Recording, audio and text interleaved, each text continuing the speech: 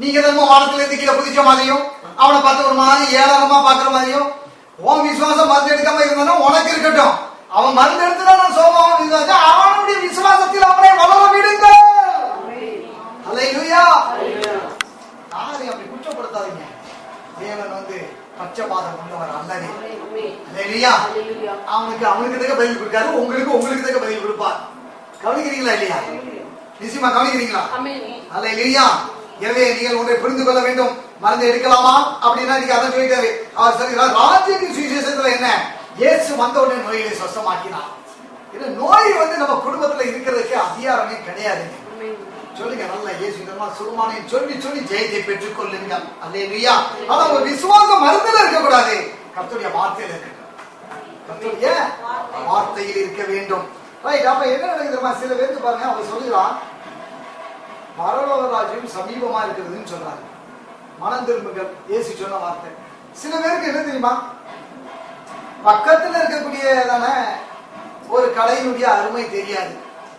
எல்லாம் வருது, கிறிஸ்துமஸ் வருதுன்னு சொன்னோன்னா நேரம் நாங்க டீ நகர் போனுங்க, ரெங்கநாதன் சீட்ல போய் அந்த கூட்டத்துல இடிச்சு வச்சு நாங்க அதுல போய் உண்டு இல்லைன்னு ஆகி அந்த பைய தூக்கிட்டு சரவணா செல்வரத்தனம் பை போத்தீஸ் பையின்னு தூக்கிட்டு வந்தாதான் இவங்களுக்கு அன்னைக்கு கிறிஸ்துமஸை கொண்டாடுற மாதிரி இருக்கும். அல்லேலூயா. என்னன்னு தெரியல, எங்களுக்கு இங்கெல்லாம் தெரியல. அங்க போனோம், அங்க போனாலும் அவங்களுக்கு போய் ஒரு திருப்தி வந்துருது பாருங்க அப்படின்னு நினைக்கிறாங்க. அந்த இடிபாடுகளுக்குள்ள சிக்கி வாங்க வேண்டியதெல்லாம் வாங்கினால்தான் நிம்மதி இருக்கும். கவனிக்கிறீங்களா இல்லையா? அவர் சொல்றாரு பரலோக ராஜ்யம் சமீபமா இருக்குங்கிறாரு. இவங்க இதை விட்டுருவாங்க, வேற எங்கெல்லாமோ சுத்தி இயேசுவை தேடிட்டு அழைச்சிட்டு இருப்பாங்க. அவர் சொல்றாரு நீ தேடும் நிம்மதி நீ நாடும் விடுதலை அவரிடம் உண்டு. அங்க வா, நான் நிக்கிறேன், பக்கத்துல நிக்கி, பரலோக ராஜ்யம் சமீபமா இருக்கு. நீ இதை விட்டு மட்டும் எங்கேயோ ஓடிட்டு இருக்கிறிய. நானும் அப்படிதான் ஒரு காலத்துல அலைந்து தெரிந்தேன். சரியா? எங்கெல்லாமோ ஓடுனேன், திருவண்ணாமலைக்கு போறேன், அங்க போறேன், இங்க போறேன், சுத்துனேன், மலையை சுத்தி வந்தேன், என்னெல்லாமோ பண்ணுனேன். அப்பதான் சொன்னாரு, ஏய் தம்பிங்க வா, என்ன போற, பரலோக மனம் திரும்ப, பரலோக ராஜ்யம் சமீபமா இருக்குனாரு.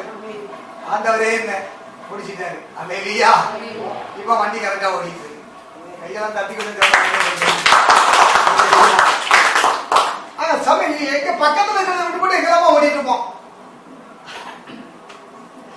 ஆசீர்வாதம் நேற்று பிரேசல ஒருத்தவங்க சொல்றாங்க, அவங்கள உறவுக்காரர் இருக்காங்க, மகளுக்காக திருமணத்துக்காக ஜெபிக்க சொல்லியிருக்கிறாங்க, ஜெபிச்சுட்டு இருக்கிறோம். அப்ப அவங்க எங்கெல்லாமோ மாப்பிள்ளோட எல்லாம் பார்த்துட்டு இருக்கிறாங்க. இவங்க கடையில என்ன தெரியுமா, 10வது வீட்டுல ஒரு மாப்பிள்ளை வீடு இருக்கு. அவங்க வீட்டுல இருந்து ஒரே ஸ்ட்ரீட்ல 10வது வீட்டுல ஒரு தம்பி இருக்கிறான், படிச்ச தம்பி.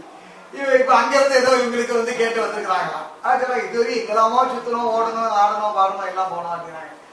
கடையில பார்த்தோன்னா பாருங்க ஒரே தெருவிலேயே இப்படியே பண்றாங்க. சில நேரங்கள்ல அப்படிதான் நடந்து போது பாருங்க. அல்லேலூயா. பக்கத்துல இருக்கிறத விட்டு போட்டு எங்கெல்லாமோ ஓடிட்டு இருக்கிறோம். எல்லாம் கவனிக்கிறீங்களா? உங்களுக்கு வேண்டிய ஆசீர்வாதம் இங்க பக்கத்துல தான் இருக்கு. ஆபிரகாம் ஈசாக்க பலியிட போறான், எகவா ஈரேன்னு சொல்லி அங்க போயிடலாம். அப்ப பலியாடு எங்க, நெருப்பு இருக்கு, கட்டையும் இருக்கேங்கிறான். தேவன் என்ன பண்ணாரு, அதுக்கு பலியாடு வேணுமா, நானும் நீயும் இங்க இருந்து ஒரு 500 மைலுக்கு அங்க போய் ஈசாக்கு வாப்பா நம்ம 2 பேரும் போவோம்னு சொன்னாரா? பக்கத்துல புதர்லாம் அங்க ஒரு ஆடு அங்க கொம்பு அப்படி மாட்டி சிக்கிட்டு இருக்கு. அல்லேலூயா.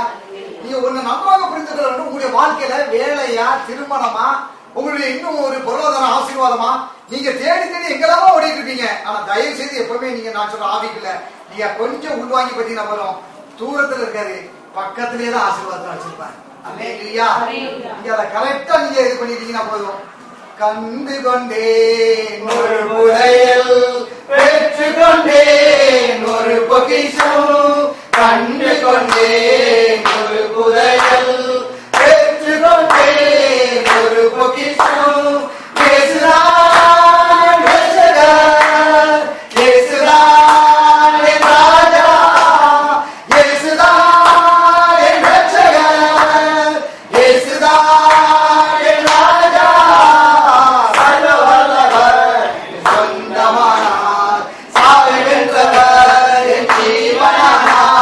சர்வவல்லவர்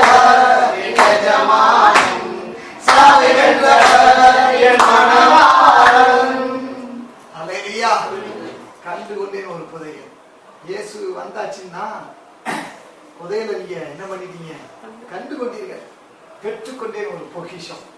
இயேசுவை கண்டதுக்கு அப்புறமா சிலர் என்ன பண்ணுவாங்க, எனக்கு வேலையே இல்லையே, குழந்தை இன்னும் மறக்கலையே, எனக்கு வந்து என்ன செய்ய முடியும், இன்னும் என் பொண்ணுக்கு ஒரு மாப்பிள்ளை வரலையே. இயேசு வந்தாச்சுன்னா எல்லாமே உள்ள வந்தாச்சு. சகல விதமான ஆசீர்வாதமும் பரிபூர்ணமும் உங்களுக்குள்ளாக வந்து விட்டது. வர வேண்டிய ஒரே ஆள் யார் தெரியுமா? ஒரே இது காரியம் இயேசு கிறிஸ்து. ஆமென். இயேசு கிறிஸ்து உங்க வாழ்க்கையில வந்தா உன்னுடைய வியாபாரம் செழிக்கும். ஆமென். உன் குடும்பத்துல என்ன இருக்கும்? சமாதானம் பெருகும், செல்வமும் செழிப்பும் அங்கே உண்டாகும், ஆரோக்கியமும் சுபிச்சமும் உங்கள் குடும்பத்திலே இருக்கும். நீங்க அதெல்லாம் தேட வேண்டியது தெரியுமா? மன திரும்புதலுக்கு ஏற்ற கனி கொடுங்கள். அல்லேலூயா. இயேசுவை உள்ள வந்தாச்சுன்னா போதும், உங்களை விட்டு போனாதானே டெய்லரிங் உங்களை தேடி வரும். அல்லேலூயா. எல்லாம் கவனிக்கிறீங்களா? எப்சிக்கு போன குட்டி யானை ஓடி வரும். அல்லேலூயா. ஐயா என்ன தெரியலையே, போயிட்டேன், யானை காப்பீட்டுல ஓடிட்டு நினைப்பீங்க, அது திரும்பி ஓடி வரும், வந்துட்டு உங்களை சுமந்துட்டு போவோம். ஆமென். குட்டியான மதுராளி அம்மாக்கு சிரிப்பையே காணும். ஒரு காட்டுக்கு போச்ச போய் அல்லேலூயா. வரும், எல்லாம் சொல்லுங்க, வரும். ஆமென். அதனால என்ன தெரியும் பாருங்க, மனம் திரும்புதலுக்கு ஏற்ற கனியை அல்லேலூயா. எல்லாம் கவனிக்கிறீங்களா? நீங்க என்னதான் பாட்டு பாடுங்க, புதையல பாருங்க, பொக்கிஷத்தை பாருங்க, ஆனா நான் வந்து இப்படி உங்களுக்கு பின்னால ஒரு அம்மா உங்களை கூட போட்டியில என்னதான் நடந்தாலும் சரி, ஆண்டவரே முன்னால வந்து நின்னாலும் சரி, நான் வந்து தான் இருப்பேன் அப்படின்னு ஒரு அம்மா இன்னைக்கு உட்கார்ந்து இருக்கிறாங்க. நல்ல இல்லையா? நல்ல ஞாபகம் இருக்கு. நான் ரசிக்கப்பட்டதுல 98ல என்ன ஏஜில அதுல அந்த பால் தண்ணியா வந்து அங்க வந்து கால் பூமியில பாவம் எடுக்க அப்படியே பறக்கிறாரு மனுஷன், ஆவியில நிரம்பி ஆடுறாரு, பாடுறாரு. பாடி இருக்கும் சொல்றாரு, என்ன நான் இவ்வளவு இதா இருக்கிறேன், உங்க மூஞ்செல்லாம் எல்லாம் என் குக்கும்பர் ஃபேஸ் மாதிரி இருக்குன்னு. என்ன குக்கும்பர் என்ன தெரியலையா? வெள்ளரிக்காய் மூஞ்சி மாதிரி முன்னு வச்சுட்டு இருக்கீங்களான்னு கேட்டாரு. இன்னைக்கு அநேகர் வந்து அப்படிதான், என்னதான் என்ன சரி மூஞ்ச வெள்ளரிக்காய் மூஞ்சி மாதிரி வச்சுட்டு உட்கார்ந்து இருந்தா என்ன செய்ய முடியும்? லேசா சிரிப்பு வருதுன்னு நினைக்க கரையில தட்டி அதனால என்ன செய்ய, வெள்ளரிக்காய் மூஞ்செல்லாம் தூக்கி வீசிடுங்க, வேண்டாம். அல்லேலூயா. இயேசுதான் என் ரட்சகர், இயேசுதான் என் ராஜா, அந்த முகத்தை காட்டுங்க. அல்லேலூயா. ஏன்னா வந்து அமர்ந்திருக்கிற இடம் என்ன தெரியுமா? தேவர் சமூகம். அல்லேலூயா. இங்க நாத்தனார் வீட்டுக்கு வந்த மாதிரி மூஞ்ச காட்டக்கூடாது. அல்லேலூயா. மாமியார் மருமகன் மாதிரி மூஞ்ச காட்டக்கூடாது. இங்க அப்பா வீட்டுல எப்போதும் சந்தோஷமே, ஆடலும் பாடலும் இங்குதானே. இந்த அப்பா வீட்டுக்கு வந்திருக்கிறீங்க, அப்பாட்ட மூஞ்ச காட்டலாமா? காட்டக்கூடாது. ஆமென். Smile please. ஆமென். அல்லேலூயா. ரைட். கர்த்தர் நல்லவர். அப்ப என்ன நடக்கு பாருங்க, அவர் அப்படிதான் சொல்லுகிறார், நம்ம எல்லாம் எங்கேயோ விட்டுட்டு எங்கேயோ தேடிட்டு இருக்கிறோம், ஆக பரலோக ராஜ்யம் சமீபமாக இருக்கிறது. கவனிக்கிறீங்களா? இன்னைக்கு வந்து நீங்க அந்த யோவான் சொல்லும் பொழுது லூக்கா 3:8 வாசித்தது என்ன சொல்லும்போது, நீங்கள் ஆபிரகாமுக்கு பிள்ளைகள் என்று சொல்லாதே. ஏன் அப்படி சொன்னாரு? நீங்க மனம் திரும்புவதற்கு ஏற்ற ஒரு கனி கொடுக்கணும். அப்படி கொடுக்கலன்னு வைங்க, உங்களை நீங்க ஆபிரகாமுக்கு பிள்ளைன்னு நீங்க என்ன சொல்லாதீங்கப்பா. ஒரு நல்ல ஒரு ஆசிரியர் இருக்கிறார், ஆசிரியருடைய பிள்ளை வந்து என்ன பண்றான், மக்கா இருக்கிறான். அப்ப வந்து இன்னொருத்த வந்து என்ன சொல்லுவான், நீங்க ஒரு வாத்தியார் பிள்ளையா, நீ வெளியே சொல்லாத, கேவலம். தமிழ் வாத்தியாருடைய பிள்ளை தமிழ் எழுத தெரியல, என்னத்தையோ நீ வந்து உட்காந்து கொலை பண்ணிட்டு இருக்கிறியா அப்படிங்கிறாங்க. ஏன்னு கேட்டீங்கன்னா, வாத்தியார் பிள்ளைனா எப்படி இருக்கணும், அப்படி இருக்கணும்னு சொல்லிட்டு உலகம் எதிர்பார்க்கிறது இல்லையா? அதே மாதிரி நல்ல ஒரு காவல்துறையில இருக்கிறவருடைய பையன் போய் எங்க போய் பிட் பாக்கெட் அடிச்சுட்டு போய் ஜெயில போய் நிக்க முடியுமா? ஏன்பா உங்க அப்பா வந்து பாரு நல்ல ஒரு இன்ஸ்பெக்டரா இருக்கிறாரு, நீ ஏன்பா இப்படி இருக்கிற, அது பொருத்தமா இருக்குமா? பாருங்க. அதுதான் இது எப்படி பொருத்தம் இல்ல. இதே மதத்துறாரு, விசுவாசிகளின் தகப்பன் ஆபிரகாமுடைய பிள்ளைகளா இருக்கிறீங்களே, நீங்க எல்லாம் மனம் திரும்புதலுக்கு ஏற்ற கனியில கொடுங்க.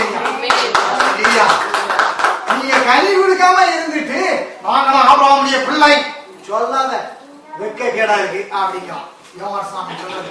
நீ எல்லாம் அப்படி சொல்லாத, நான் ஆண்டவருடைய பிள்ளைன்னு சொல்லி சொல்லாத. ஆண்டவருடைய பிள்ளைன்னு சொன்னா அப்படியே சிரிச்ச முகமா இருக்கணுமே, முன்னு வச்சுக்கிட்டு ஆண்டவருடைய பிள்ளைன்னு சொல்லாத.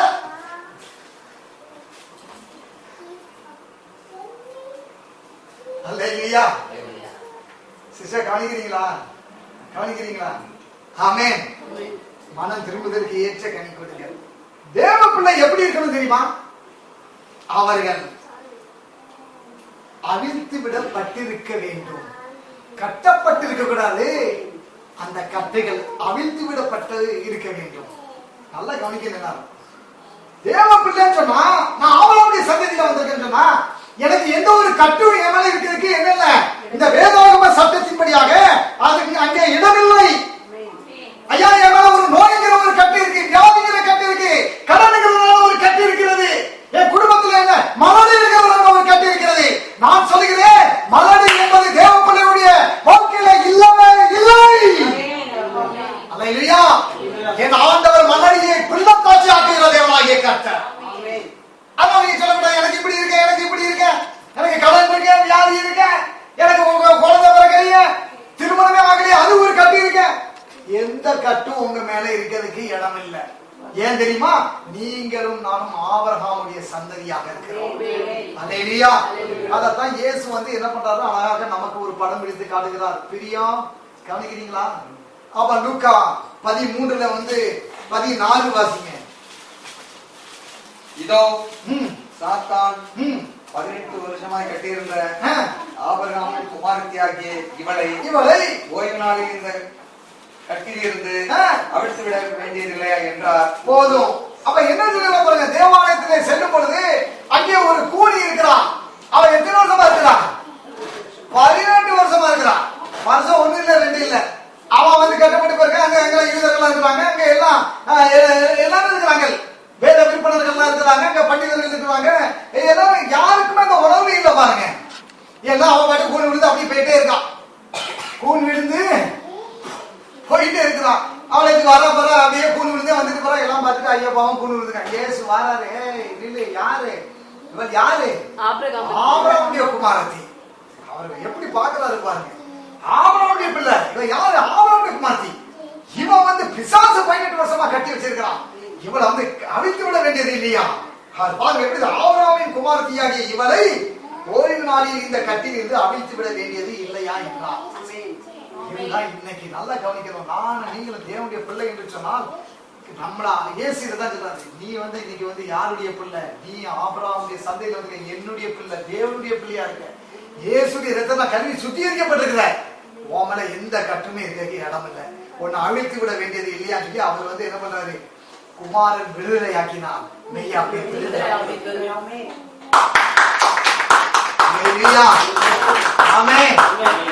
அதனால அவர் கட்ட அவிழ்க்கதான் இயேசு வந்தாரு தவிர எல்லாரும் சொன்னா என்னையா இந்த கட்டு ஆண்டவர் தான் என்ன கட்டிட்டாரு. ஆண்டவர் கட்டுறதுக்கெல்லாம் வரல, கட்ட அவிழ்த்து விடுறதுக்குதான் வந்தாரு. இல்லையா? லாசரு உள்ள போனவன என்ன பண்றாரு? 4 நாள் கழிச்சு போய் அவனை வெளியே, லாசருவே வெளியே வா என்று சொல்லி உரத்தை சத்தமாய் கூப்பிட்டார். கட்டை அவிழ்த்து விடுங்க, அந்த சீலை கட்டை அவிழ்த்து விடு. அவனை போட்டு மரணத்துல போட்டு கெட்டி வச்சீங்களா, நான் வரேன், அவனுக்கு ஜீவனை கொடுக்கேன், அதெல்லாம் எல்லாத்தையும் திருப்பி எடுத்து போடு. இதுக்குதான் இயேசு வந்தான். இல்லையா? கவனிக்கிறீங்களா? ஆமே. 18வது பிளேஸ்ல வந்த மகளை ஃபர்ஸ்ட் பிளேஸ்க்கு கொண்டு செல்ல கர்த்தர் வல்லமை உள்ளவராக. ஆமே. அதுக்குள்ள கர்த்தர்ட்ட வந்திருக்கிறீங்க. அல்லேலூயா. குடும்பத்துல சுகத்தையும் பலத்தையும் ஆரோக்கியத்தையும் தருவார். இதெல்லாம் நீங்க புரிந்து கொள்ள வேண்டும் பாருங்க. நல்லா படிச்சா மதிப்பெண்ல தெரிஞ்சிடும். நல்லா படிச்சா மதிப்பெண்ல தெரிந்துவிடும். மனம் திரும்பினால் உங்கள் வாழ்க்கையில் நடக்கக்கூடிய காரியங்கள் மூலமாக தெரிந்து கொள்ளலாம். நான் மனம் திரும்பினவன் சொன்னா என் வாழ்க்கையில் உள்ள காரியங்கள் எப்படியாக நடந்து கொண்டிருக்கிறது மூலமாக நான் மனம் திரும்பினா மனம் திரும்பலையா, மனம் திரும்பதுக்கு ஏற்ற கனி கொடுக்கிறனா அப்படிங்கிறது காரியங்கள்ல தெரிந்துவிடும். கவனிக்கிறீங்களா? அதான் விஷயம் பாருங்க. அப்ப நல்ல வகை கவிகள் சுகமும் ஆரோக்கியமும் நிறைவும் நிரம்பி வழிதலும் வெற்றியும் தேவனுடைய ராஜ்யமாகும். அப்ப மன திரும்புகள் பரலோக ராஜ்யம் சமீபமா இருக்குன்னா தேவனுடைய ராஜ்யம் எதுக்கு? சும்மா அப்படியே ஏதோ 101 ஏதோ 100 போலீஸ்காரன் நின்ன மாதிரி பரலோக ராஜ்யம் நின்றுட்டு இருக்கா? நல்லா உங்களுக்கு எதுக்கு இருக்கு? அந்த பரலோக ராஜ்யம் ஒருத்தர் பக்கத்துல சமீபமா இருக்கிறதுன்னு சொன்னா அங்க இருந்து உங்களுக்கு தேவையான சுகத்தையும் ஆரோக்கியத்தையும் நிறைவையும் நிரம்பி வழிகளையும் வெற்றியையும் தருவதற்காக பரலோக ராஜ்யம் சமீபத்தில் இருக்கிறது. அல்லேலூயா. அதை நீங்க தான் எடுத்துக்கணும். மனம் திரும்புங்க, விசுவாசிங்க, நீங்க அந்த ஆசீர்வாதத்தை பெற்றுக்கொள்ளுங்க. அந்த கனி கொடுங்கள். அப்படிப்பட்ட கனி கொடுக்காம ஆபிரகாம் பிள்ளைன்னு சொல்லாதீங்க. அல்லேலூயா. கனி கொடுங்கள். அதான் சொல்ற. நீங்க எல்லாருக்கும் பிரச்சனை என்ன தெரியுமா? எல்லாரும் சுவிசேஷம் கேட்கிறார்கள், அவர்கள் நல்ல ரட்சிப்பை கண்டடைகிறார்கள், எல்லாம் சபைக்கெல்லாம் கூடி வருகிறார்கள், எல்லாம் நல்லா போயிட்டு இருக்கு. ஆனா இவங்களுக்கு ஒன்னே ஒண்ணு மட்டும் பிரச்சனை என்ன தெரியுமா? மனம் திரும்புதலுக்கு ஏற்ற கனி கொடுக்கறதுல அவங்களுக்கு வந்து என்ன இல்ல, அங்கதான் ப்ராப்ளம் இருக்கு, பிரச்சனை இருக்கு. ஏன்னா இந்த மனம் திரும்புதல் இருக்கு இல்லையா, இந்த மனம் திரும்புதல் வந்து தேவன் யாரு, இந்த ரட்சிப்பு எனக்கு என்ன தந்திருக்கு நிச்சயமா நினைக்கிறீங்களா? அப்ப என்ன இதை நீங்க நல்லா கவனிச்சீங்கன்னா கண்டிப்பா உங்களுக்கு பிரச்சனையே இல்லை. இவங்களுக்கு என்ன, இந்த மனம் திரும்பி இருக்காங்களே, ஆனா மனம் திரும்புறேன்னு சொன்னாங்க, ஆனா என்ன செய்யல தெரியுமா? இந்த பரலோக ராஜ்யம் என்பது எனக்கு சுகவாழ்வையும் ஆரோக்கியத்தையும் நல்ல பொருளாதாரத்துல உயர்வையும் வெற்றியும் தர வல்லமை உடையது என்பது இவங்க என்ன செய்யல, இந்த மனம் பொருந்த மாட்டேங்க. கவனிக்கிறீங்களா இல்லையா? மனம் என்ன செய்ய மாட்டேங்குது, பொருந்த மாட்டேங்கு. சுவிசேஷம் அறிவிக்கப்படுகிறது, அதை கேட்கிறார்கள், ஆனா அதுக்கு உடன்பாடு இல்லை. அதை அவங்க மனம் பொருந்த மாட்டாங்க. ஏதோ அவர் சொல்லியிருக்காருயா, அண்ணா இருந்து ஆபராம் வந்து என்னமோ உட்காந்து கத்திட்டு இருக்கிறாரு, ஏதோ கூட்டம் வந்தா உட்காந்துட்டோம், அப்படியே கேட்டுட்டு சரி முடிஞ்சாலும் ரைட் போவோம். அப்படி இல்லை.